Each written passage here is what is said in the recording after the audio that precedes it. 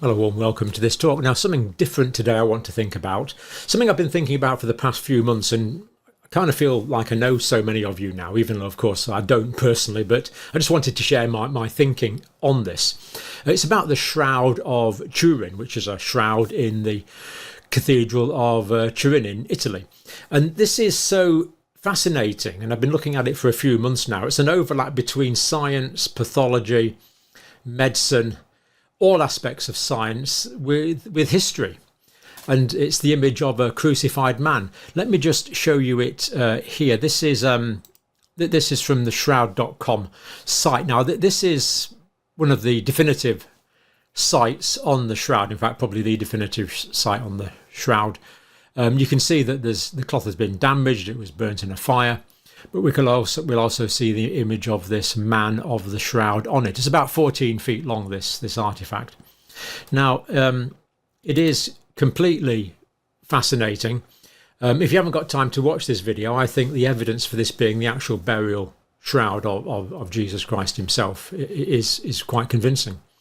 But, of course, I don't tell you what to think. You'll have to look at it for yourself. Why don't more people know about this? Well, John Calvin, here, he was a Protestant theologian of the past, and he wrote this book saying that the shroud particularly was a forgery, and he was quite influential in the Protestant world, and the secular world isn't particularly interested in it. So while this has got some traction in the Catholic world, very little traction in the Protestant world, which is a great pity.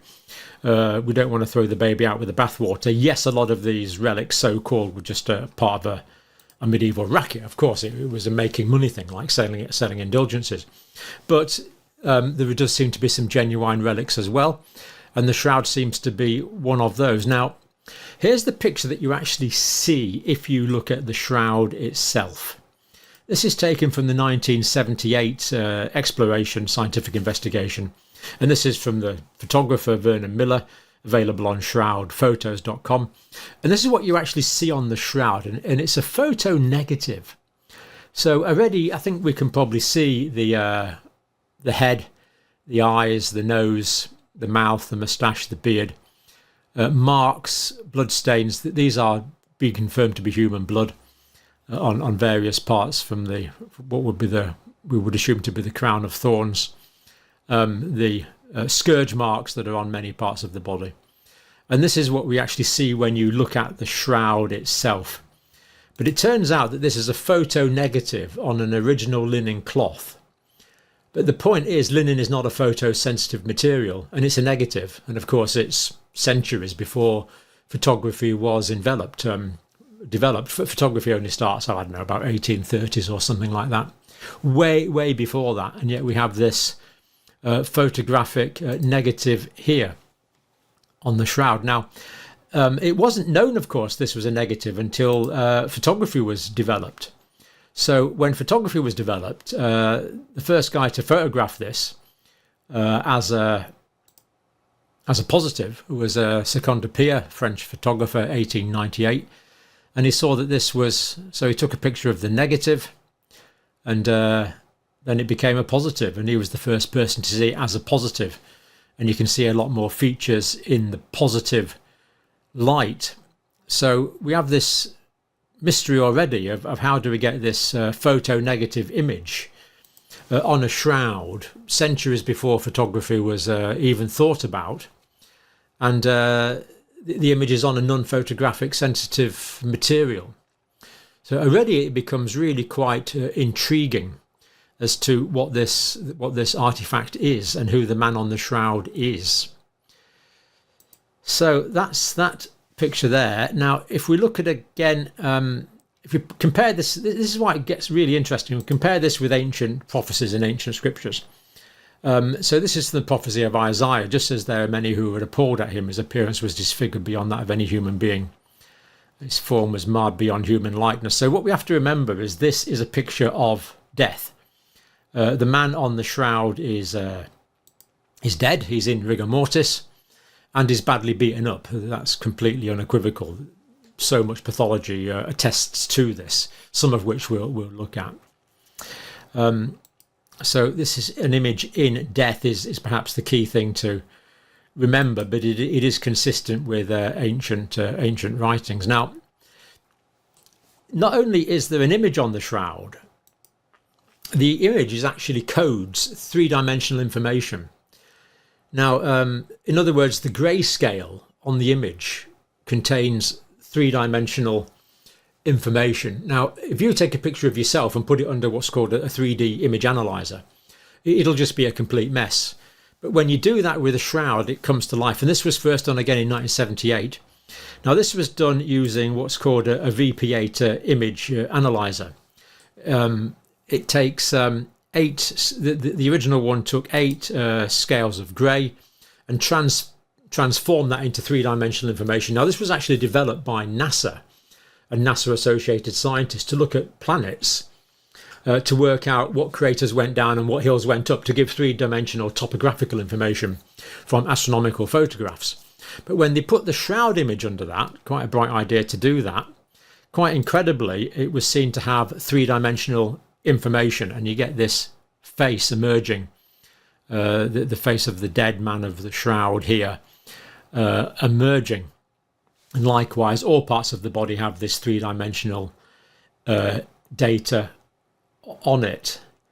And again, quite unique. So there's things here which are completely unique. The image on a non-photographic material, the linen cloth, that actually encodes three-dimensional information. So the intrigue only grows as we learn more about it. But let's go on. That's the three-dimensional coded information. There's another one there, another one generated. I think that's generated by a more recent image generator. But that three-dimensional information is all encoded in the grayscale of the original image. It's all encoded there. So the information in that picture there is all coded for in the original picture that I showed you here, in negative and in positive there. So we have the strange coding of three-dimensional information, and the face of the man of the shroud starts to become recognizable, clearly recognizable as a human face. Now, the linen cloths again are attested to in the New Testament. This is Joseph of Arimathea, took the body, wrapped it in a clean linen cloth, placed it in his own new tomb that he cut out of the rock. That's in the Gospel. So this linen cloth, and as we'll see, the headcloth as well, is clearly mentioned in the ancient scriptural texts. And again, you've got this fascinating tie-up between the current science and the ancient or the New Testament documentation. It really becomes quite an intriguing object to start to study. I stress I am by no means an expert. I'm merely sharing my current thinking, which is immensely limited, but I just felt I wanted to share my thinking. So the cloth is, the body was wrapped in it longitudinally. So here we see the frontal image, and then the cloth was wrapped over the top of the body, and this is the back of the image. So again, here we clearly see the marks from the blood marks from the crown of thorns. The blood has been tested. It is human blood. And we see the scourge marks on the front, and we see the scourge marks, the excessive scourge marks. These big artifacts here are from the fire. So it was back, I can't remember the precise date. I've got it written down later on, 1590 or something. There was a fire. So those marks there, but fortunately the shroud was rescued. And interesting to note, the image itself, we don't know if the image has become dimmer as a result of the fire, but the image is still clearly discernible with all the encoded negative and three-dimensional information is all still there, clearly visible, despite the fire marks on the linen cloth. Here we see the frontal image. Here we're looking at the negative. So this is what you actually see when you look at the shroud. We see the negative image, and here we see the positive image. What we're looking at here, now it's actually a very difficult topic to study this, because whoever this man on the shroud is, It's definitely a human being on the shroud. It's anatomically perfect. His suffering is beyond imagining. So what we actually see here is we see the scourge marks on the front, going on down onto the legs. We see the scourge marks there in positive on the legs, on the chest, and on the arms, and we actually see the marks here of the nail of crucifixion. We see 4 fingers here. These are blood marks on the arms, and these blood marks are consistent with the body being in a crucifixion position. The pathology here does add up in really quite alarming ways, really. Roman crucifixion was not through the palm of the hand, it was through the wrist. It's hard to think about, but the nail would go through the median nerve. That causes retraction of the thumb. That's why you only see the fingers. Of course, the median nerve is motor and sensory. The suffering that this would generate is completely beyond comprehension. But we see it clearly in the image there, consistent with the Roman practices, and many reconstructions have demonstrated this as well, carried out by innumerable surgeons and pathologists. The shroud is actually the most studied archaeological artifact on the planet. It's just amazing that more people haven't heard about it. Now, so that's the negative, that's the positive of the front. The legs, the lower part of the legs, again, we see the folded arms. The victim is, of course, naked. Crucifixion, Roman crucifixion, would have been carried out. The humiliation of the victim was part of the process, whatever you want to call it. Victims would be crucified naked. And here we see the folded hands here, the legs with the scourge marks on the legs. The whole body is scourged with a Roman whip. And we see it there in positive as well. We do see the burn marks from the fire. Again, we see the strips of linen attested to in the scriptures. This one's from Luke's Gospel. Bending over, he saw the strips of linen lying there by themselves, went away. Some people say, well, there's strips. Why have we only got one strip? There would be other bits that tied the shroud together. And we'll see later there's also a headpiece which has been identified as well. Here we see a bit more detail. These are all from shroudpictures.com. This is the negative from the back. This is the crown of thorns. These are the blood stains, the human blood, in negative and in positive. And again, we see the scourge marks, and we also see bruising on the shoulder blades, which we'll see what that's about in a minute. So high definition pictures available for free download, thankfully, for the photographers who made it freely available. Here we see the full body image in positive. We see the whole body. It's of a young, fit, very physically fit man in very good shape. Young man in good shape. We see it from the front with the scourge marks, and we see it from the back, marks from the crown of thorn, the scourge marks that go down over the buttocks, down onto the legs in a high contrast negative. I think what the photographers there has actually beefed up the contrast a bit, so it's easier to see, but all this information is genuinely there.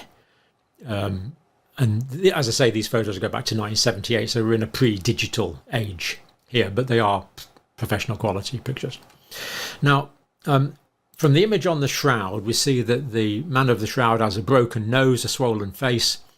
Part of the beard has been plucked out, tearing wounds produced by the scourging. Wounds from the crown of thorns, bruises on the shoulder, which we believe, if this is indeed Jesus of Nazareth, from carrying the weight of a cross, again it's consistent. Knee injuries from repeated falls, nail wounds from Roman crucifixion, and an oval wound between the 5th and the 6th rib on the right hand side.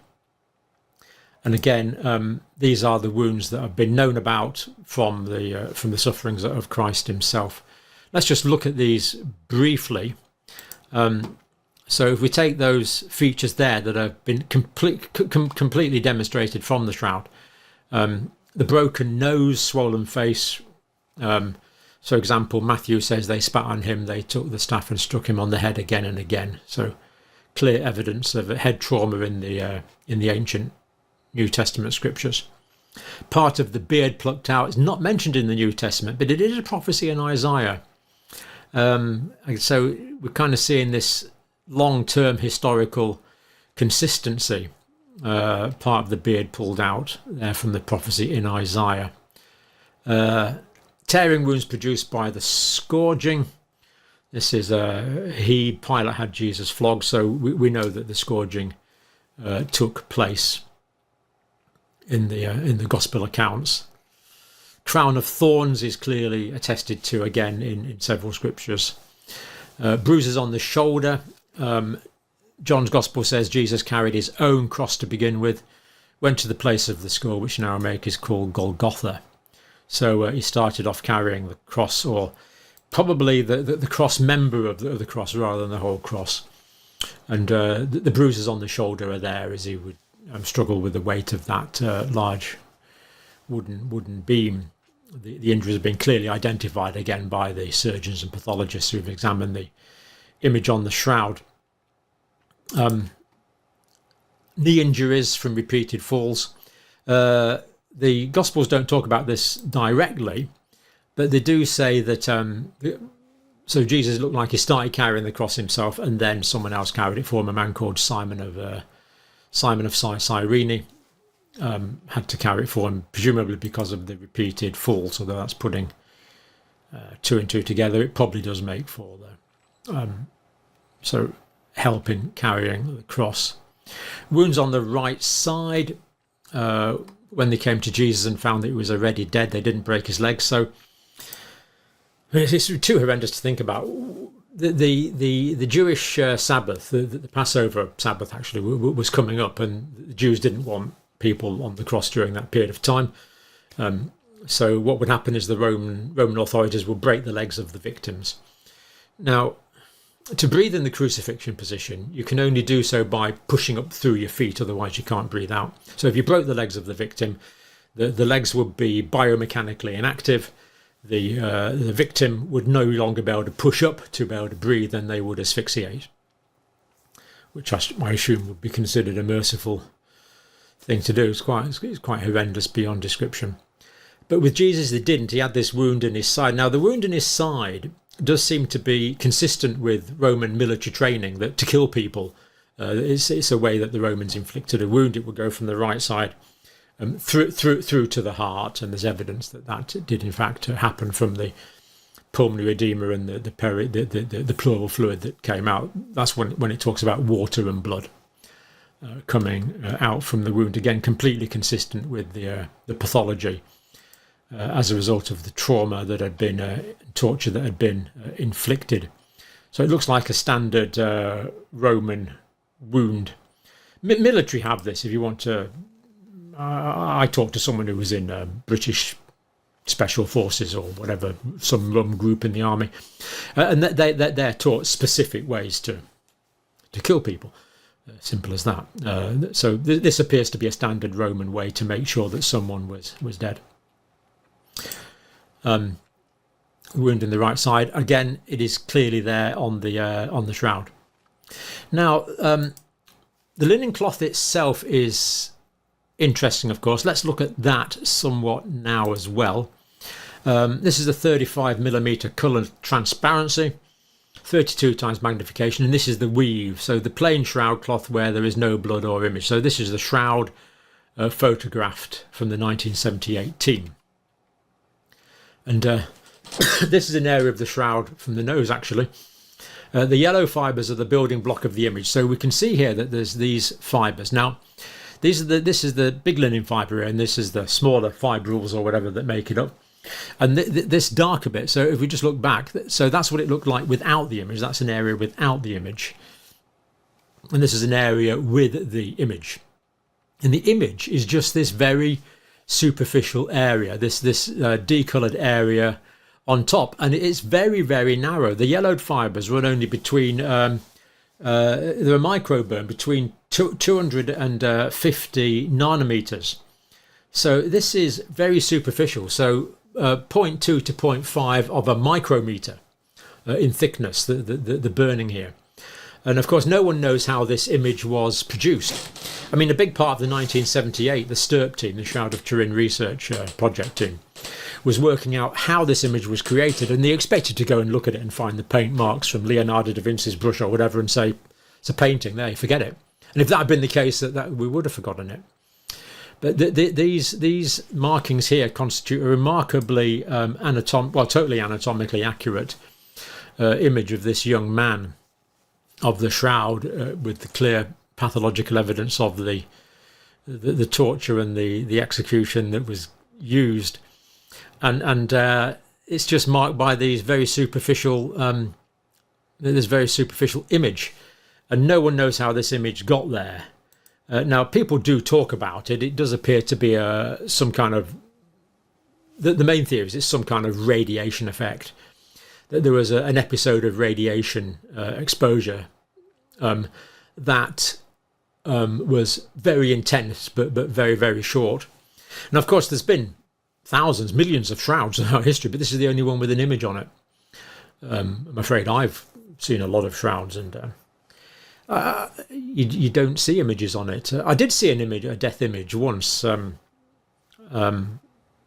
patient had died, and the bile had leaked out of a wound, and they had the hand underneath them, between themselves and the mattress, and the bile had left like this perfect handprint. It was really quite eerie, perfect handprint in bile, but that was just the handprint, just in bile on the mattress. It was really quite strange to see.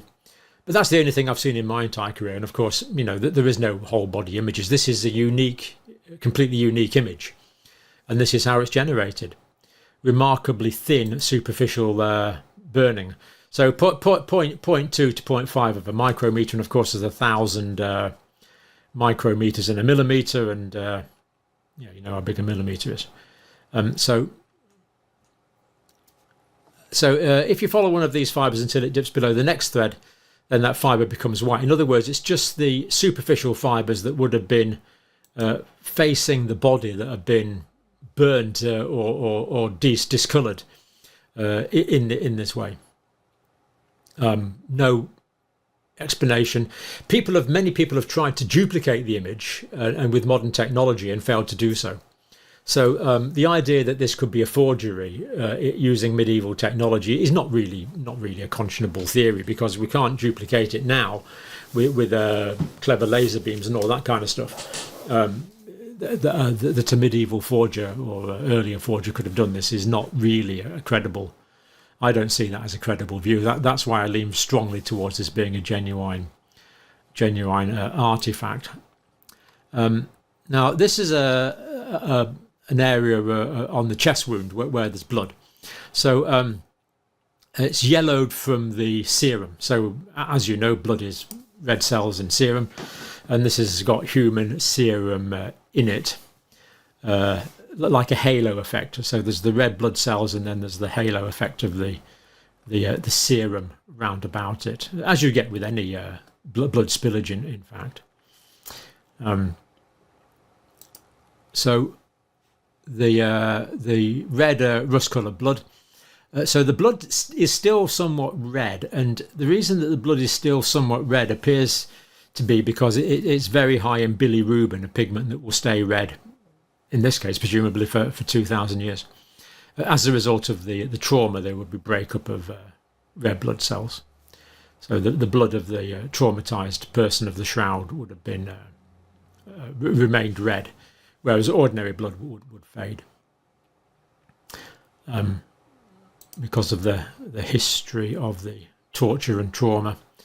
The blood is positive for hemoglobin and human albumin, so definitely human blood. Something called S-positive antigens only occur in human blood, and I haven't worked this out entirely, but some workers seem pretty confident the blood group is AB. but I don't know enough to comment on that at the moment. You know, the Shroud is like an Encyclopedia Britannica, and I've just opened the dust cover. Really, there's so much to it, but I'm just giving enough to make it. Hopefully that you find this, well, I don't know. Interesting seems a bit of a inadequate word. Anyway, so definitely human blood. We can be definitive about that on the Shroud. Now, we mentioned before that the Shroud contains three-dimensional information from the front and from the back. So what people have done in recent years is they've taken that three-dimensional information and they've used that to generate I think, I'm not sure, it might actually be a 3D printout, but they certainly generated a whole body, a statue from that, based entirely on the three-dimensional information on the Shroud itself. And this is what we get from that. So we know that the spatial data eliminates photography and painting. And the posture is that of the deceased in rigor mortis. So this body is in rigor mortis. It has the stiffness of death. It's in rigor mortis. And why is it in this position? Well, it was taken from the crucifixion position. So the arms have been moved down. But we can see that the weight of the body would be slumped on the legs. So the legs are bent, slumped on the bottom nail. And we can see that the head would be hanging down because the body was dead. And the head, it almost looks like it's got a pillow propped underneath it. Not at all. It's because the head was hanging down and the body went stiff while it was still on the cross. And we get this this position, again, all encoded for by the three-dimensional information on the Shroud, and all completely anatomically, pathologically, albeit horrifically beyond description, accurate. And we see the scourge marks on the body, more of which later on. So that is the three-dimensional reconstruction based on the three-dimensional data on the Shroud, encoded in the Shroud. Now, a lot of this information came from this study here. This is the Shroud of Turin research project in 1978, when they had a lot of access. There's a group of scientists, leading scientists from around the world.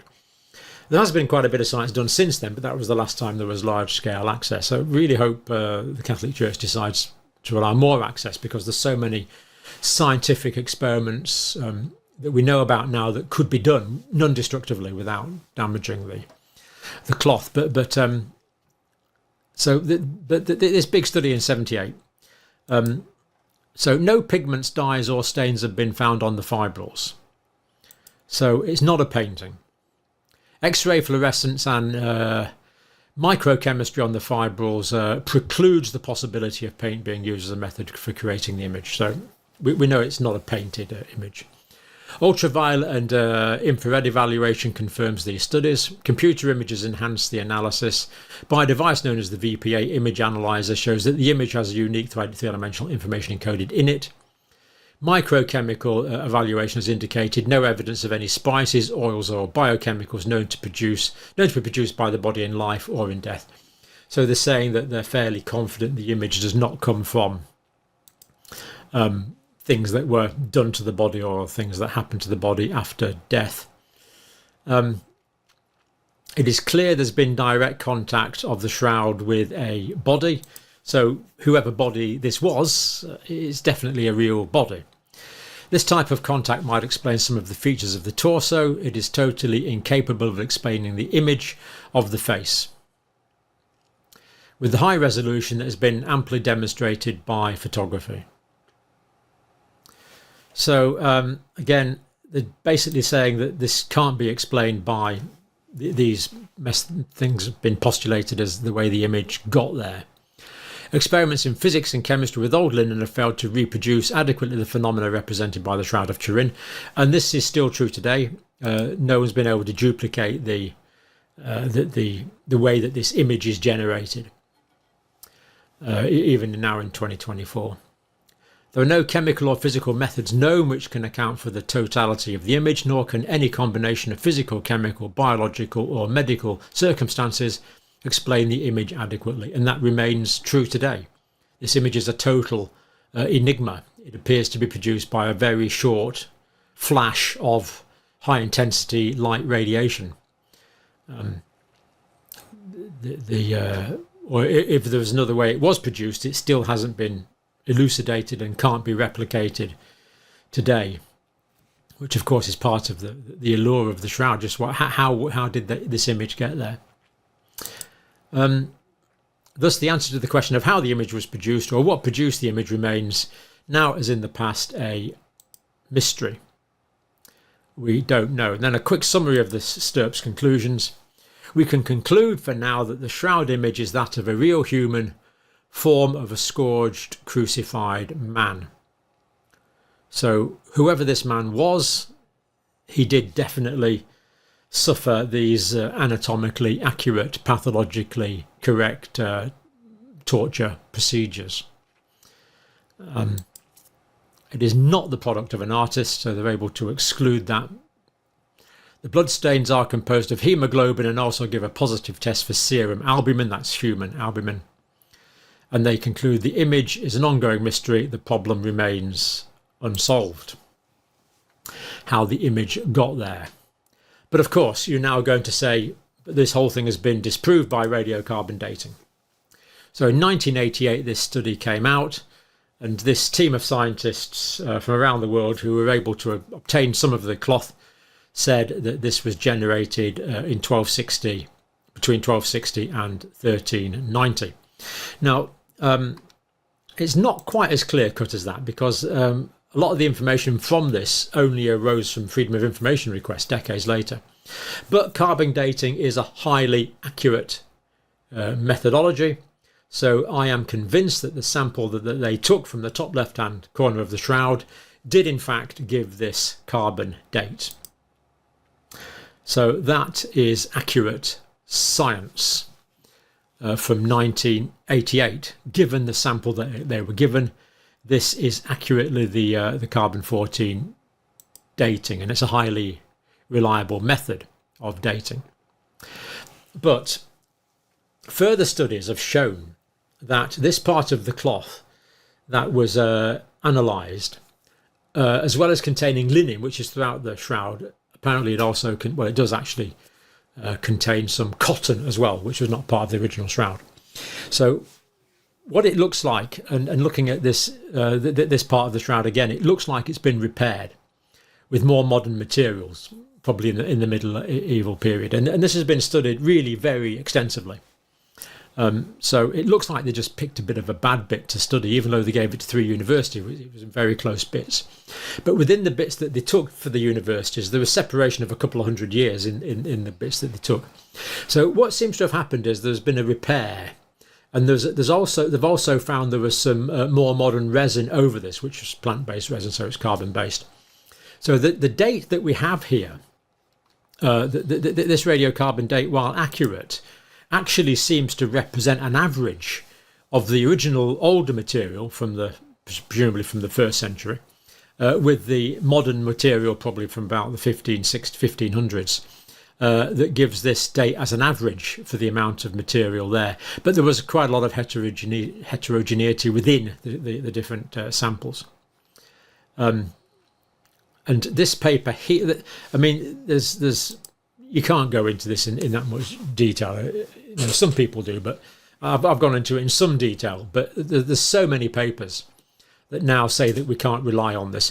It doesn't say it's 1st century. It just says we can't rely on this this sample. So this paper here, for example, peer-reviewed journal, studies on the radiocarbon sample from the Shroud. The radiocarbon sample area is uniquely coated with a yellow-brown plant gum containing dye lakes. Now this would be much later material. Pyrolysis, that is heating to basically turn it to gasification. Mass spectrometry results from the sample area coupled with the microscopic and microchemical observations prove that the radiocarbon sample was not part of the original cloth of the Shroud of Turin. The radiocarbon date thus not valid for determining the age of the Shroud of Turin. Now, this doesn't tell us what the date is. It just tells us that the sample that was taken was badly selected.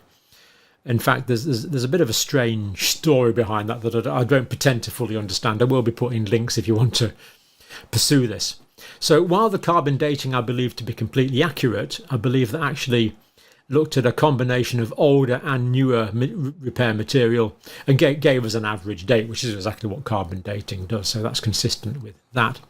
And then there's also some newer studies.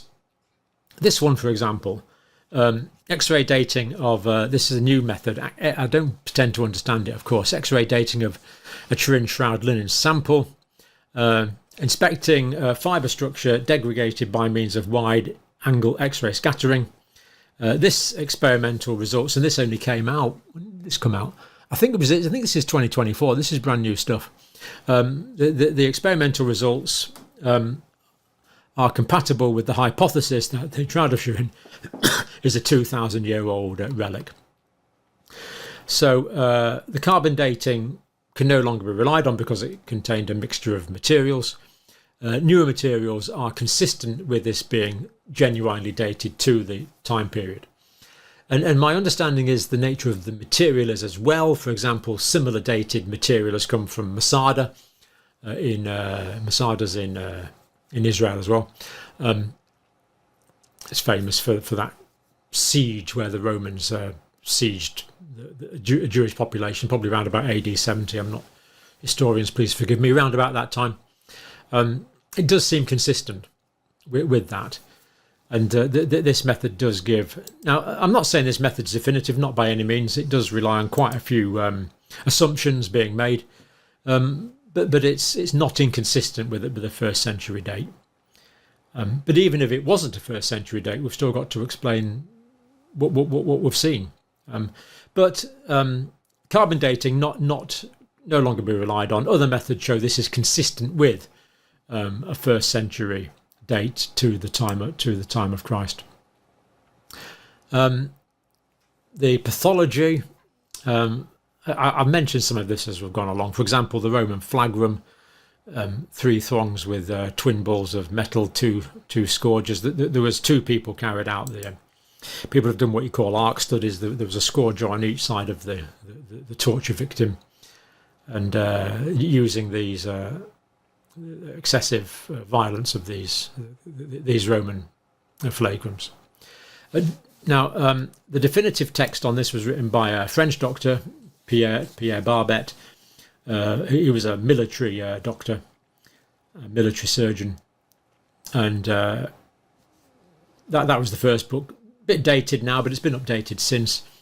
But Robert Bucklin, the Forsnick pathologist who's done a lot of work on this, he said this: the markings on this image are so clear and medically accurate that the pathological facts which they reflect concerning the suffering and death of the man depicted here, in my opinion, beyond dispute. So again, a whole range of studies written about that. And to my limited understanding of trauma, it is all disturbingly accurate. I see no pathological medical inconsistency whatsoever in the material I have looked at. But much cleverer, better people than me have looked at it, and that is their conclusion. This chap, for example, Robert Bucklin. He was I think he might have died just recently, maybe just this year or last year. But again, he was a lifelong forensic pathologist. That's what he did, and that was his conclusion. But many hundreds of others have agreed with this as well. Just a few more things that are interesting. The shroud contains Jerusalem dirt found on the soles of the feet, the left knee from where he fell over, and the nose. So alarmingly to think that as Jesus was carrying the cross, he fell over and his nose would hit the ground. There's dirt. The 78 team took sticky tape samples and found dirt.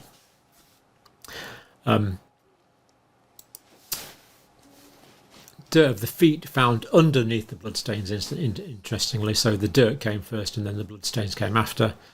Limestone calcium carbonate crystals consistent with local samples, and there's a lot of other mineralogy I've heard of that I don't pretend to understand, but it is completely consistent with the mineralogy that occurs in Jerusalem and the surrounding areas. And again, there's books that talk about this in great detail. Pollen is another fascinating one. So the shroud contains pollen from Jerusalem, North and South Turkey, France and Italy. And this is consistent with the known history of the shroud and history of the shroud that has been pieced together as well by eminent historians. We'll see an example of that in a minute. I'm not going to go into the pollen. I'm not a botanist, but this is just one example here. So there's a lot of pollen from Gundelii, Tourneforti. Apologies to botanists, but this is this plant here, and its pollen has been found, and it flowers in the Jerusalem area February to May, which of course is the time of the Jewish Passover, and the death of Jesus was at the time of the Jewish Passover.